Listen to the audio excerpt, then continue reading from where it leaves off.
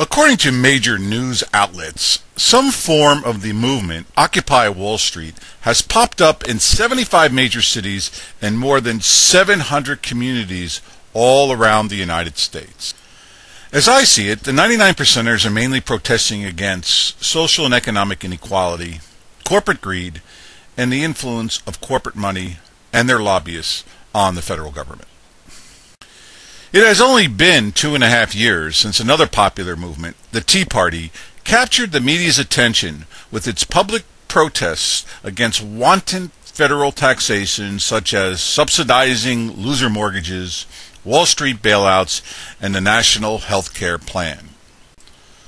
Like the Tea Party, who missed their boat, the Occupy Wall Street participants failed to understand what malignancy has strangled the voice of the overwhelming majority of U.S. citizens in their representative government.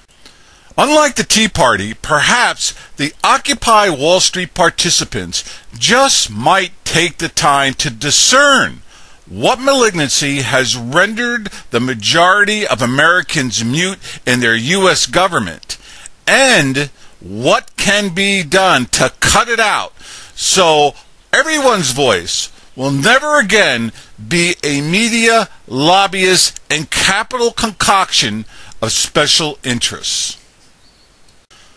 The purpose of the short video is to first identify the malignant law that has strangled the voice of U.S. citizens in their representative government. Second, to seek the repeal of the malignant law. And third, to propose a new law that returns the House of Representatives to the people of the United States. The malignant law that has relegated the 99%ers, and especially our youth, to the streets rather than in the halls of government is Public Law 62-5. To correct the defects of the federal government, the measure to restore a more perfect form of representative government is readily changeable with the simple replacement of Public Law 62-5. In 1787, framer James Madison argued that a strong federal system was needed to govern the United States. The new Constitution was constructed knowing that nothing checks ambition better in a free society than ambition. The founders had framed a tripartite system with Congress, the U.S. President, and the Supreme Court designed to check and balance each other. Additionally, the framers created a bifurcated Congress with the U.S. Senate and the House of Representatives even checking each other. George Washington's Philadelphia Convention designed a system where the states, small or large, equally checked the federal government through the U.S. Senate by directly electing its members. The Constitutional Convention was determined to give the people a voice in the new federal government and a more important branch of the U.S. Congress. The Constitutional Convention granted this branch several exclusive powers: the power to initiate revenue bills, taxes, the power to impeach officials, and the power to elect the president in case of an electoral college deadlock. The voice of the people was not to be in the U.S. Senate, but the House of Representatives, whose members are based on population. I quote, "The number of representatives shall not exceed 1 for every 30,000 was adopted by the founders in the new Constitution, ensuring the people would have their representation in Congress." In 1790, Congress convened with 69 members of the House of Representatives, or one person representing 47,000 citizens. Women, slaves, and people under 21 were not permitted to vote, so each House member in 1790 was answerable to about 10,000 eligible voters. Due to these diminutive constituent numbers, citizens knew their representatives as neighbors, much like they do in a very small town. Political parties rose and fell in the House due to people's familiarity with their members, who often persuaded neighbors to back new political organizations. It was not a system of reoccurring incumbents, but a fluid House of Representatives birthing a formidable new political party about every 2 decades. In 1911, the Progressive Republicans changed all this by limiting the number of House members to 435. The ratio was, in 1911, still neighborly, at 1 representative per 56,000 eligible voters.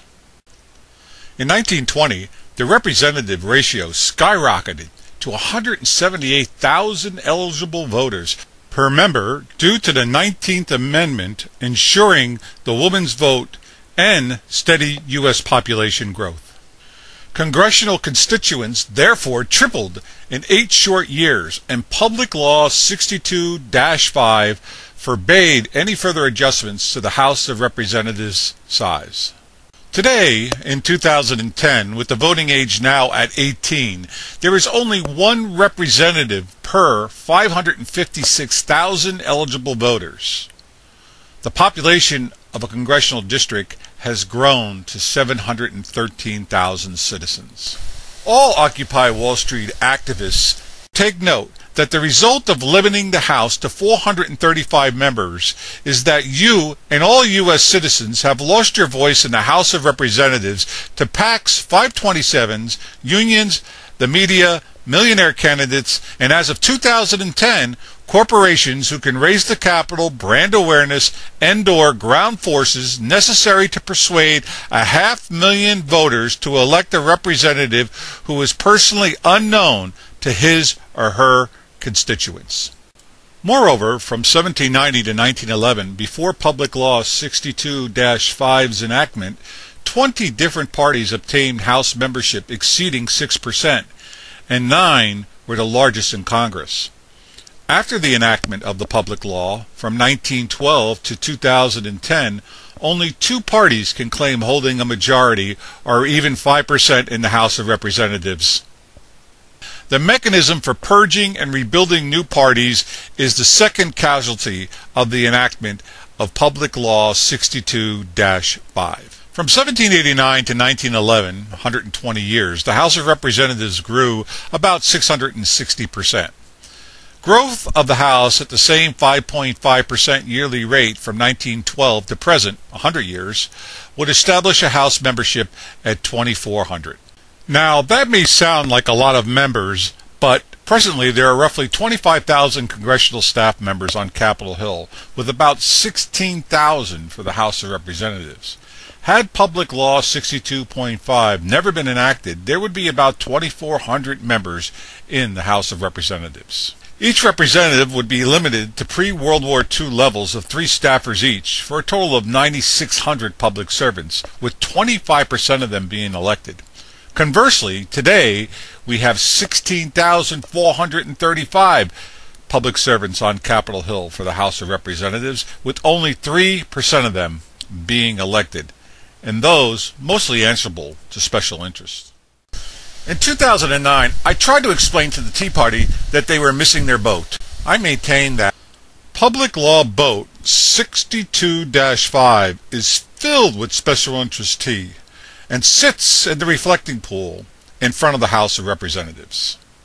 To restore the true U.S. representative government, the boat must be boarded and the law thrown overboard after being replaced with a bill that empowers we the people of the United States of America. Upon enactment of the new law, political parties would be purged of House members not properly representing their constituents. Candidates will not have to be multimillionaires or tied to special interest groups to effectively wage a competitive campaign. Journalists, sophists, media, praise and blame will have a nominal effect on House elections because most voters will personally know their representative. The stranglehold of the Democrat and Republican parties on we the people will be broken, as the people's representatives will improve, tear down, and/or birth political parties that put individual voters first before special interest agendas. Until this occurs, no taxation without proper representation should be the cry of all U.S. citizens, especially the youth, who are being saddled with baby boomer debt far beyond their ability to pay. Occupy Wall Street participants. The Tea Party is not interested in true representative government where the youth will have the opportunity to sit in the House of Representatives without spending millions of dollars or selling out to special interest. If you want real change, cut out the malignant Public Law 62-5 and restore the House of Representatives to the people. This is Stan Close. Thank you for webbing in.